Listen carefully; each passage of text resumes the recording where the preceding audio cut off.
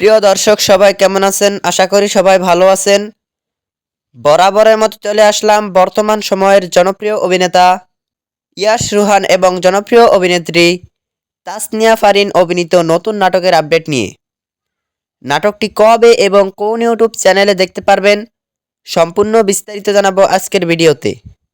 তো চলুন ভিডিওতে একটি লাইক দিয়ে ভিডিওটি শুরু করা যাক। নাট্য ইন্ডাস্ট্রির জনপ্রিয় নাট্য পরিচালক রিফাত মজুমদার রিঙ্কু পরিচালিত নাটক পিক আপ লাগবে।